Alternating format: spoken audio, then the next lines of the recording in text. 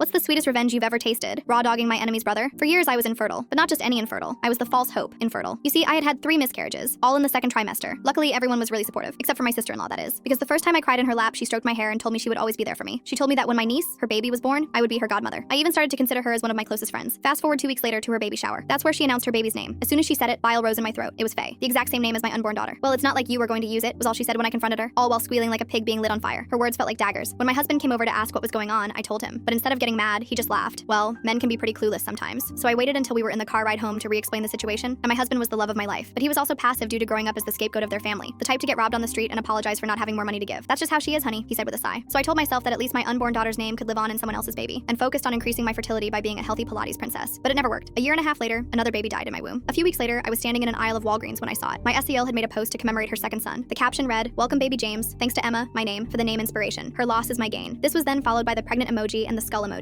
By the time she stole my third miscarriage's name, Charlotte, I was numb. She would send me nursery photos with captions like, "Bet you wish this could be for your Charlotte." My husband still defended her, saying I was being too sensitive about just names and photography. After 4 years of I stopped hoping for a child, Sarah was pregnant with her 4th child and made jokes at family dinners about which name she should steal next. Everyone laughed. Everyone except me. That night something in me snapped. If she wanted another name, I'd give her one she'd never forget. I waited until the next family gathering and broke down in tears. I told Sarah privately that I had discovered something incredible in my late mother's diary, a secret middle name she never told anyone, Lexativa. I said it meant sacred child in an ancient dialect. I even created fake diary pages and showed her a Pinterest board about honoring deceased grandparents through baby names. Sarah took the name and ran. She announced everywhere that she was naming her daughter Lexativa Rose to honor our family's hidden history. And this revenge plan was good enough for me. Until 8 months later, when the universe threw me a curveball. I was pregnant, like 3rd trimester pregnant. I almost cried with joy. No more memorials, no more wondering whether there was something deeply wrong with me. Me and my husband had been waiting to announce it, not wanting to get our hopes up. And that same week we got the text. It was Sarah inviting us to her baby shower. I wore a flowy dress that hid everything. My husband supported my decision, not giving an F anymore. Sarah had gone all out for this shower, bigger than any before. The whole family was there, plus her mommy blog followers who'd been following baby Lexativa's journey for months. Sarah was in the middle of giving her speech about discovering this sacred family name when I stood up. "Actually, Sarah, I have something to share too," I said, smoothing my dress over my now obvious bump. The room went dead silent. Sarah's mouth hung open mid-sentence. My mother-in-law dropped her champagne glass. 29 weeks today, I announced, cradling my belly. We wanted to be sure this time. The room erupted in screams and congratulations. Sarah's face drained of color. That's when my husband, the saint of the family, stood up and raised his hand. "Sarah, you were saying something about Lexativa? About all that research you did?" Sarah's face had gone from white to red. "Yes, it means sacred child in ancient—" "That's so weird," he interrupted, pulling out his phone. "Because when I Google Lexativa, all I get are medical websites about constipation relief." I had to hold my nose just to stop myself from laughing. The rest of the room was silent. I grabbed my husband's hand and walked out. It was a proud moment for all 3 of us. But I was fast asleep at 4 a.m. when I felt a sharp pain in my stomach, one I had felt 3 times before. Me and my husband rushed to the hospital, but I already knew the truth. It was a miscarriage. Turns out one of my nighttime prenatal gummies had been swapped for something that was fatal to my baby. I instantly knew Sarah was behind it. Full story on channel, link below.